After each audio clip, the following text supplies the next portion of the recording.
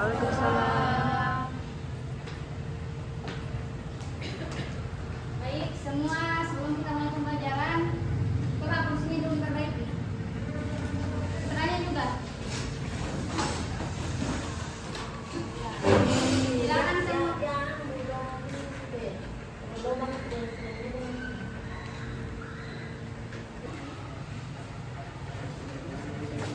Mohon HP-nya dimasukkan semua di dalam tas. HP-nya bisa semua dikasih masuk dalam tas.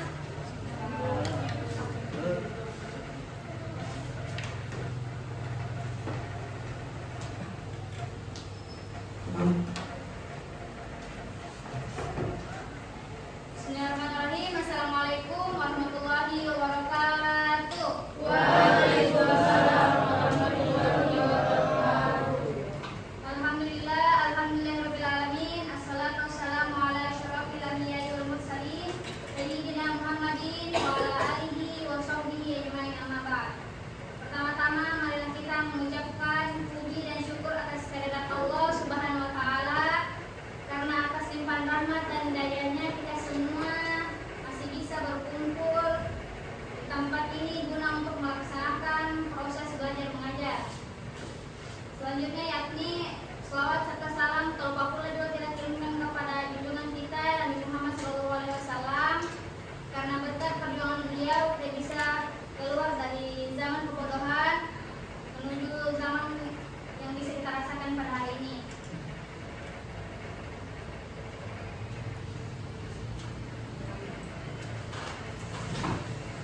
Baik, apa kabar semua anak-anak? Baik, Bu. Oke, sebelum kita memulai pelajaran pada hari ini, alangkah baiknya kita membaca doa dulu. Ketua kelasnya mungkin bisa dipimpin temannya baca doa.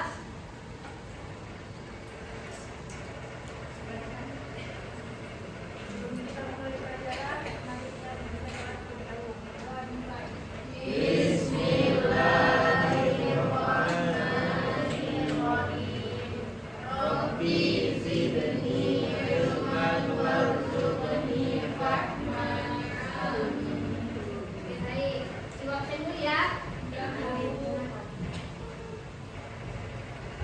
Rizda Noviana, Tika Arianda, Umi Nurjana, Alia Zahrani. Anak-anak, ada yang tahu minggu lalu kita bahas apa? Masih ada yang ingat nggak? Sabar. Ya. Ada yang masih tahu apa pengertian sabar? Coba Rizda Noviana, apa itu sabar? Ya, oke, Aisyah coba apa itu sabar?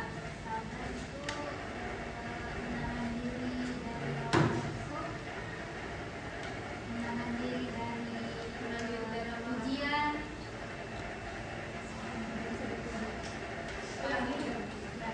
Oke, Ahmad, apa itu sabar?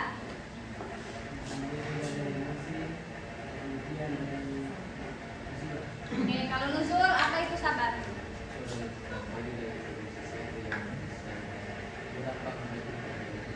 Oke, jadi pelajaran minggu lalu yakni tentang sabar ya. Jadi sabar itu ialah menahan diri dari segala bentuk perbuatan dosa, hawa nafsu, dan sikap-sikap yang tercela. Jadi tujuan pembelajaran kita pada hari ini yakni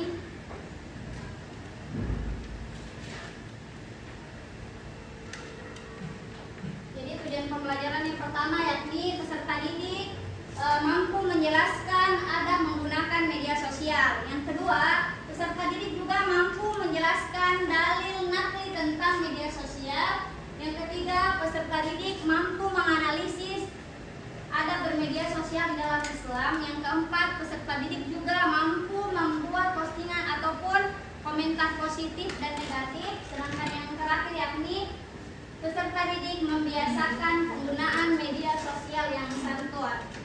Oke.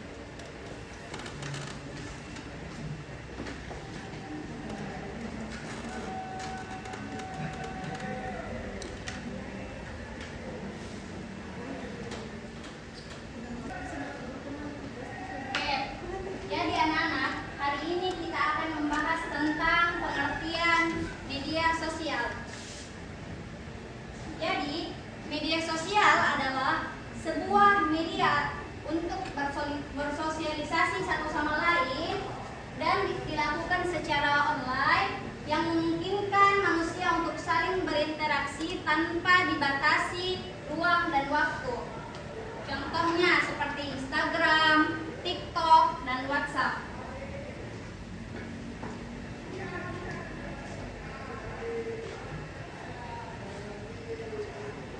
Nah, selanjutnya yakni adab-adab menggunakan media sosial.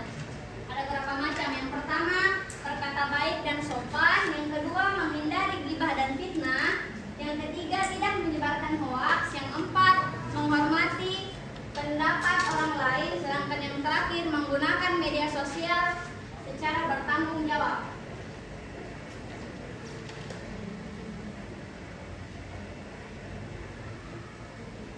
Nah, di dalam adab menggunakan sosial tercantum juga ayat atau dalil ataupun hadis. Seperti yang saya jelaskan di atas. Ada yang bisa baca? Coba Alia bisa baca?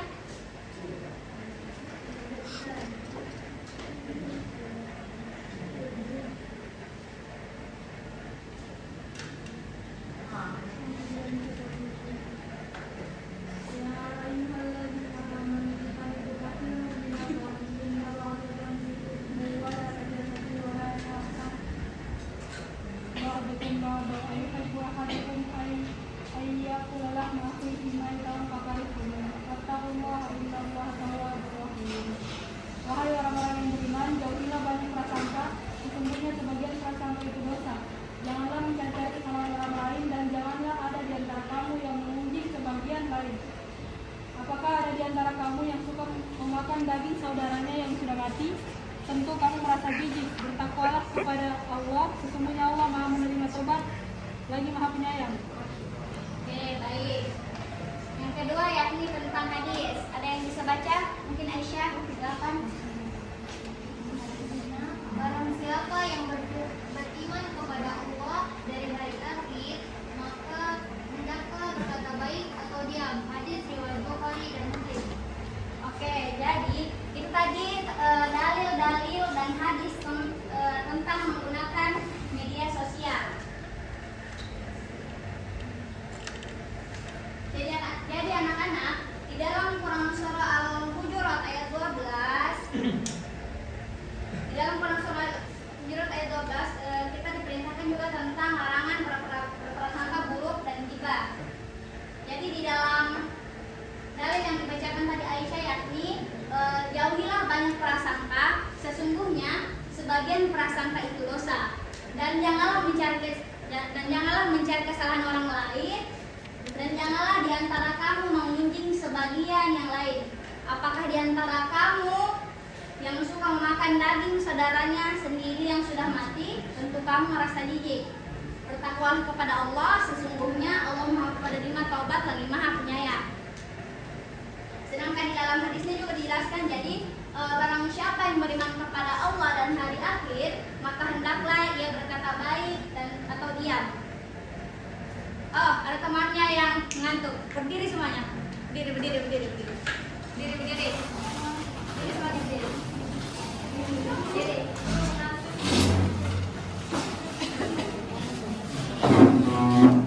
Depan ini, Bu. Tidak diambil. Oke.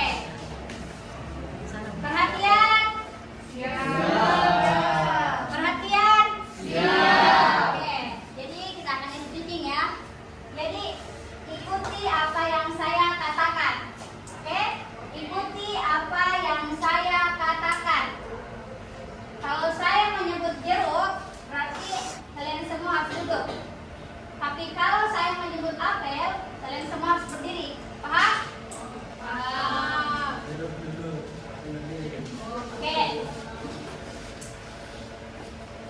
Kalau saya menyebutnya jeruk, berarti kalian harus duduk. Tapi kalau saya menyebutnya apel, berarti kalian harus berdiri. Dengarkan apa yang saya katakan.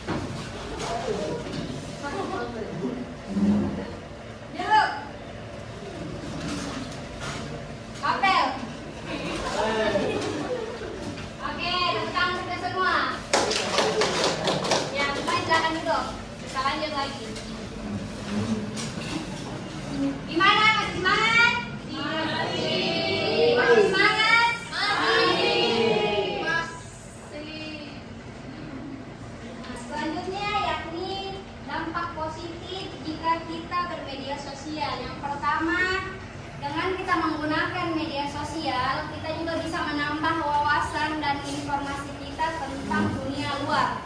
Yang kedua, mempermudah komunikasi. Seumpamanya kita mau komunikasi dengan orang luar atau orang di luar negeri, kita bisa menggunakan media sosial. Yang ketiga yakni media sosial juga sebagai dakwah dan edukasi. Sedangkan yang keempat yakni media sosial bisa digunakan sebagai sarana kreativitas dan bisnis. Jadi selain dampak positif kita menggunakan media sosial, ada juga dampak negatif jika kita bermedia sosial. Yang pertama, penyebaran hoaks. Banyak sekali kasus orang menyebarkan hoaks yang tidak betul. Sedangkan yang kedua sebagai cyberbullying.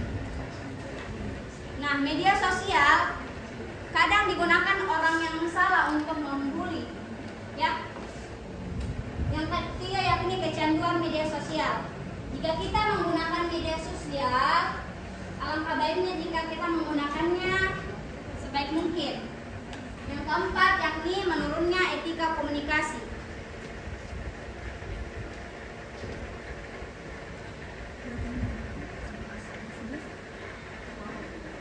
Oke, jadi selanjutnya ibu akan bagi kelompok.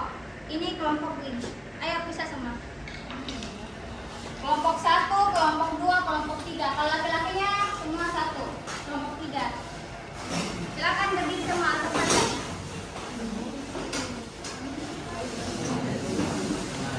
Ini kelompok 1, ini kelompok 2, ini kelompok 3.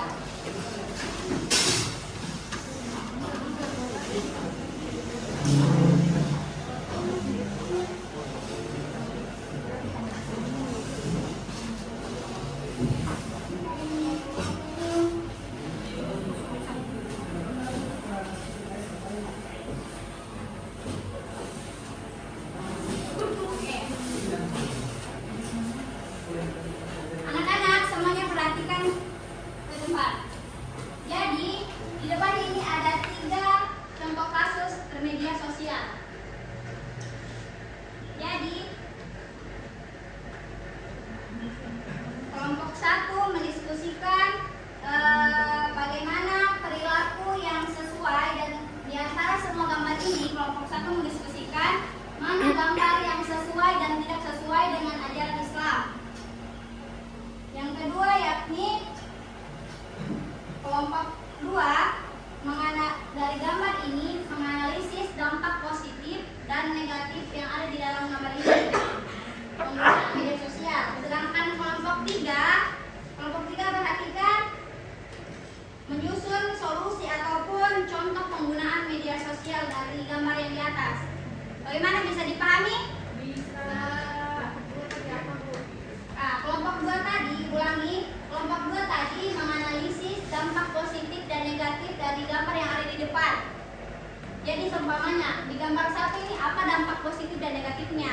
Jadi di gambar kedua ini apa dampak positif dan negatifnya, begitu. Kalau di kelompok 1 tadi mendiskusikan perilaku yang sesuai dan tidak sesuai dengan ajaran Islam. Seumpamanya di gambar 1 mana perilaku yang sesuai, di gambar 2 mana perilaku yang tidak sesuai, begitu, paham? Oke.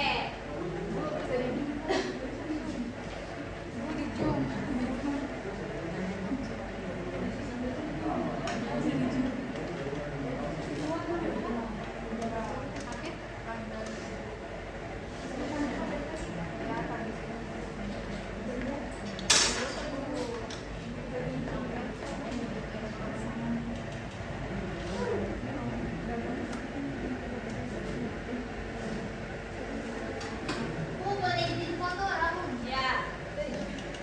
Ramun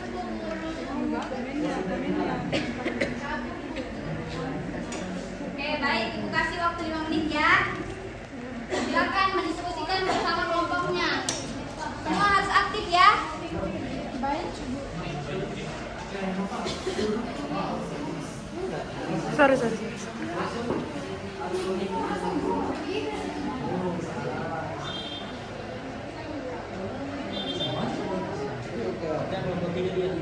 Yang mana kita sih? Tarapas.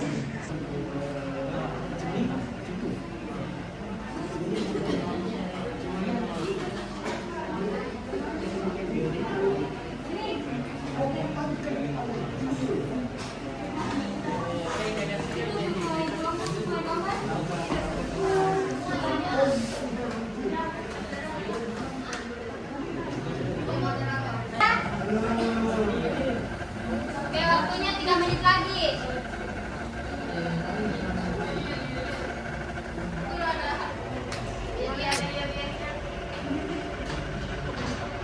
Ibu, diikutin Ibu. Kelompok 1 silakan dikerjakan. Itu dia, Ibu.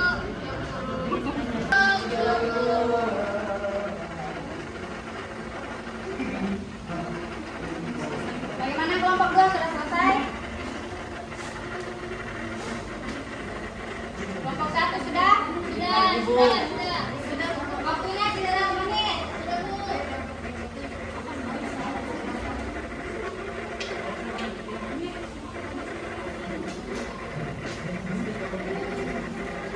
Oke, silakan kelompok 1 mempresentasikan hasil diskusinya. Ya, bisa.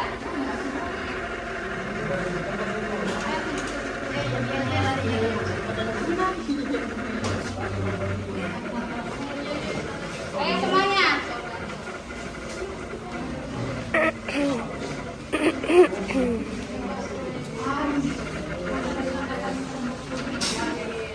Oke, kelompok 1 ayo cepat.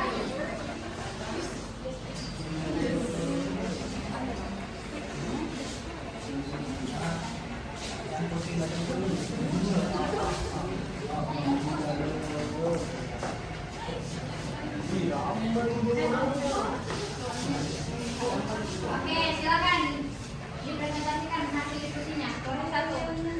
Baik, Bu. Silakan. Bismillahirrahmanirrahim. Assalamualaikum warahmatullahi wabarakatuh. Semuanya perhatikan ya temannya. Warahmatullahi wabarakatuh. Alhamdulillahirrahmanirrahim. Baik teman-teman sekalian, kami dari kelompok 1 akan mempresentasikan diskusi kami tadi mengenai tugas di kelompok 1, yakni menganalisis dari gambar yang dipaparkan di depan, mana yang sesuai dengan syariat Islam ataupun tidak sesuai dengan syariat Islam sendiri. Baik, untuk pertama akan dibacakan oleh saudara Revalina Samsa. Kepadanya saya persilakan. Oh, Aisyah tadi.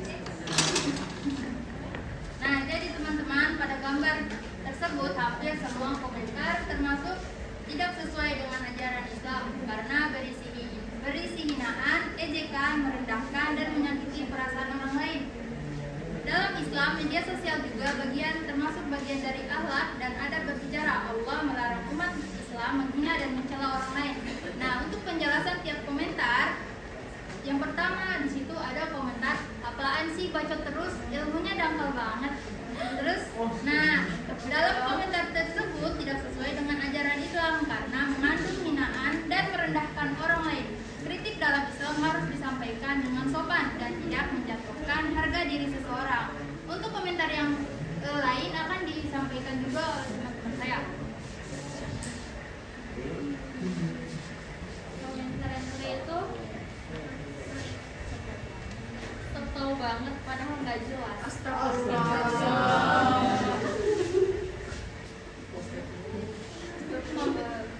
Komentar ini bernada mengejek dan merendahkan. Islam mengajarkan berkata baik atau diam.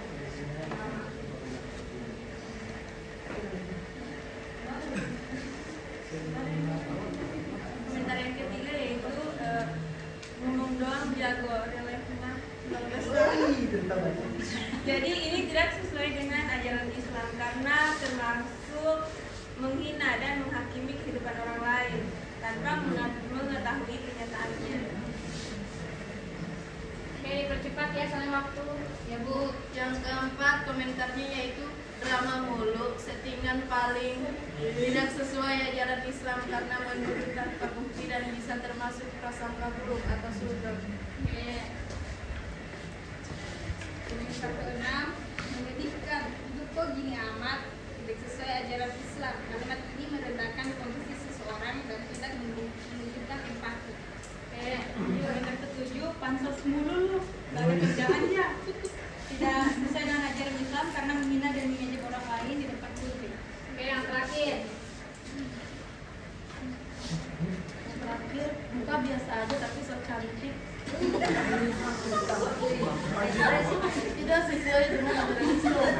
termasuk body shaming dan menghina fisik orang lain yang dilarang dalam Islam.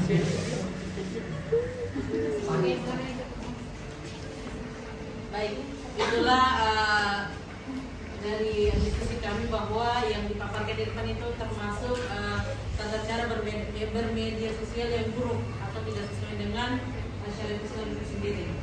Baik, itu saja dari kami tutup. Assalamualaikum warahmatullahi wabarakatuh. Ya, silakan diupload semuanya. Oke, selanjutnya kelompok 2. Kelompok 2 ya naik. Dipercepat ya soalnya waktu.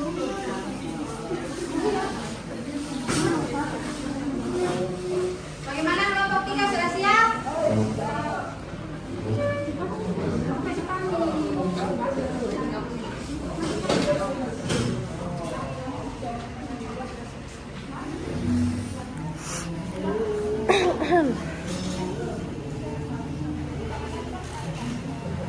Kenapa kita Mas? Semuanya. Ini sakit Bu. Semuanya sakit Bu, sakit. Oke. Silakan kelompok 2. Menjelaskan diskusinya.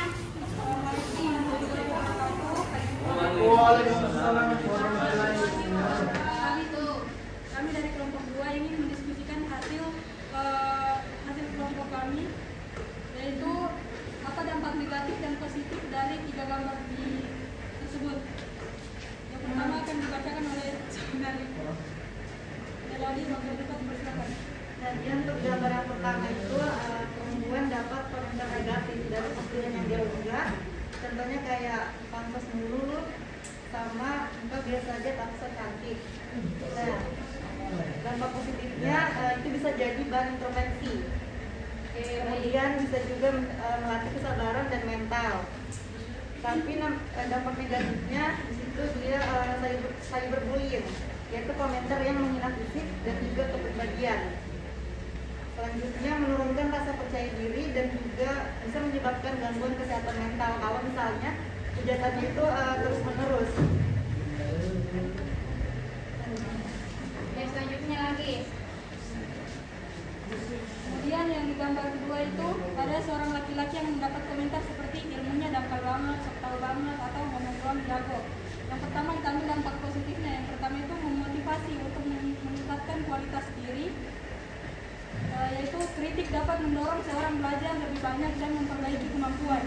Kemudian melatih kemampuan menerima kritik, seperti kreator belajar membedakan kritik, membangun dan penghinaan. Kemudian meningkatkan literasi digital masyarakat, yaitu orang lain dapat belajar bahwa menyampaikan pendapat harus dengan cara yang baik. Kemudian akan dibacakan dampak negatifnya oleh Saudari Putri. Baik, untuk dampak negatifnya itu yang pertama adalah menjatuhkan semangat berkarya. Kreator bisa takut membuat konten lagi karena dihujat. Kemudian merusak reputasi. Banyak komentar negatif dapat mempengaruhi pandangan publik. Kemudian yang ketiga adalah menimbulkan konflik di kolom komentar. Pengguna lain bisa ikut dapat berdebat dan saling menghina. Dan yang keempat, membuat seseorang merasa tidak dihargai. Hinaan terus-terusan dapat melukai perasaan dan mental. Selanjutnya akan dibacakan oleh Saudari Susanti. Silakan.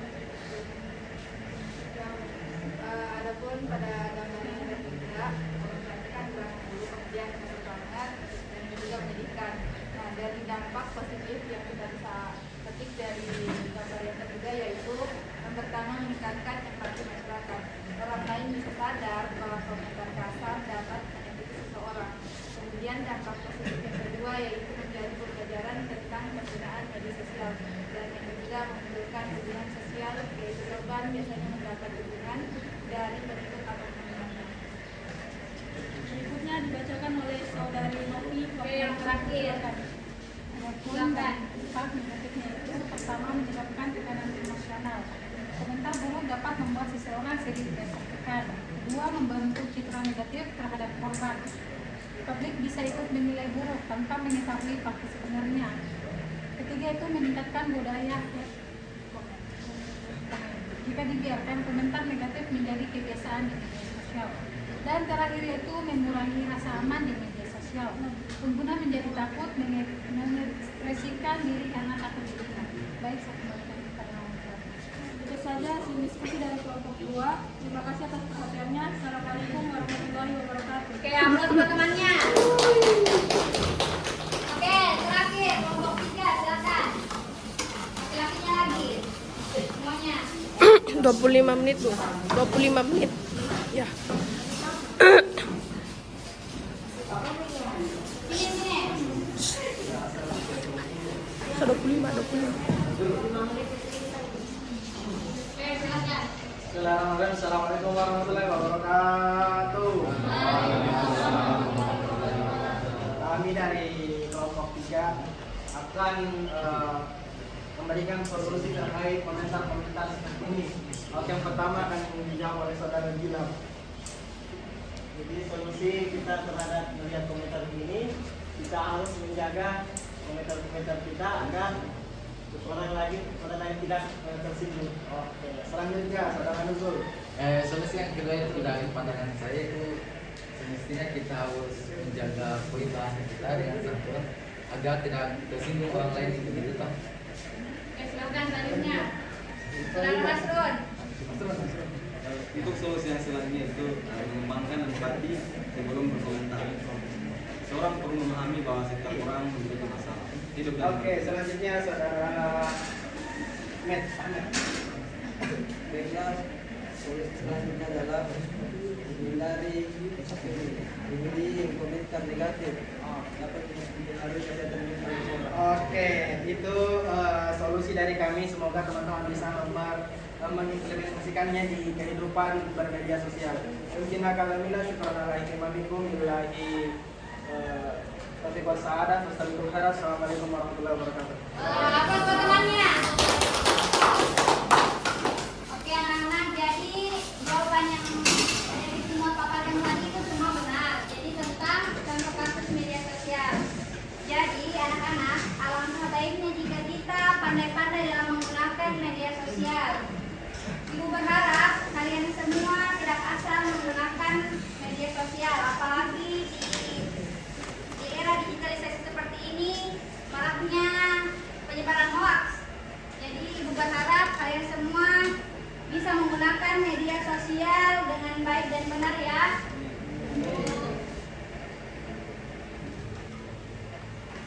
Baik, itu saja yang ibu sempat sampaikan pada kesempatan kali ini. Sebelum kita menutup pembelajaran pada hari ini, alangkah baiknya kita berdoa dulu. Silakan ketua kelasnya dipimpin doa. Sebelum kita pulang, marilah kita berdoa sebelum doa dimulai. Bismillah.